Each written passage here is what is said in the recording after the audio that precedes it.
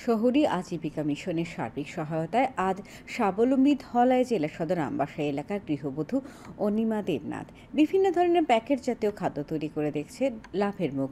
প্রতি মাসের শেষে 30 থেকে 35 হাজার টাকার বিভিন্ন ধরনের খাদ্য সামগ্রী বিক্রি হচ্ছে বলে জানান অনিমা দেবনাথ। লাভ হচ্ছে প্রায় 10 থেকে 12 হাজার টাকা। টিইউএলএম এর সার্বিক সহায়তায় অনিমা দেবনাথ আজ স্বাবলম্বী বলে জানান city mission manager Shubham Saha.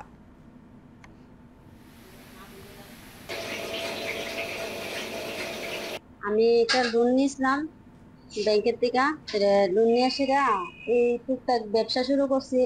চানাচুর, ভুজিয়া, নিমকি, খাজা, চন্দ্রকলা, চিড়া ভাজা এগুলা বিক্রি করে মাসে ধরেন আমার 30-35 হাজার মতো বিক্রি হয়।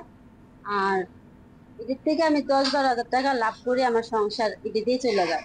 উনি যেই কাজগুলি করছে সেটার পেছনে আমাদের সরকার এবং টিউএলএম এর হাত আছে, এবং উনি এই কাজ করে যে নিজে স্বাবলম্বী হয়েছে তাতে আমাদের সরকারের লক্ষ্য ছিল, যেটা সরকার সাফল্য হয়েছে।